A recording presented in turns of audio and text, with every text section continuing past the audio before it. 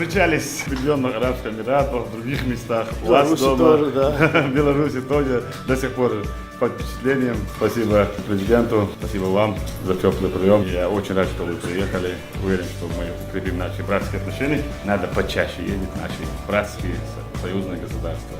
Если регионами укрепить, то будет еще крепче наши связи. Спасибо большое. Спасибо большое, Рамзан Ахматович, во-первых, за приглашение, во-вторых, за радушный прием нашей небольшой делегации на вашей прекрасной земле. Прежде всего, как я и говорил, передаю вам привет от нашего руководителя государства. Он сказал, передай большой привет моему большому другу. В любой момент мы ждем его в гостях и сами с удовольствием приедем.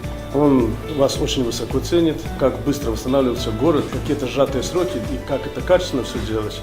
Плюс мы сейчас вот летели в самолете, посмотрели аккуратные поля, сады, теплицы построены. Это очень важно не только для руководства, но, я думаю, и для простого народа. Они видят и за это уважают вас. То, что касается Беларуси, то вы знаете, мы чем можем, тем всегда можем помочь. Также знаю, как и вы, чем сможете, нам поможете. А если мы эти наши усилия объединим, мы можем много добиться. Слова от такого уважаемого человека, это для нас очень важно. Александр Лукашенко всегда поддерживал наш народ, говорил с юмором, четко, красиво. У нас в республике на Кавказе очень его любят, ценят, уважают, и в любое время все, что от нас зависит, мы всегда братские, русские отношения. У нас очень ценят то, что вы сделали для белорусского народа, особенно для белорусских людей, которые находились за пределами республики.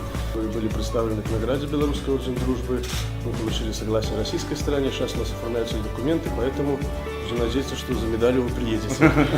Это действительно очень серьезная награда у нас и дается людям, которые для нас очень много сделали, очень близки, поэтому вашу неоценимую помощь люди знают, что у нас было это объявлено по телевидению, по радио, в газетах всегда было, поэтому вы действительно для нас являетесь другом не просто на словах, но и на деле. Спасибо. Вам большое спасибо за это. Спасибо.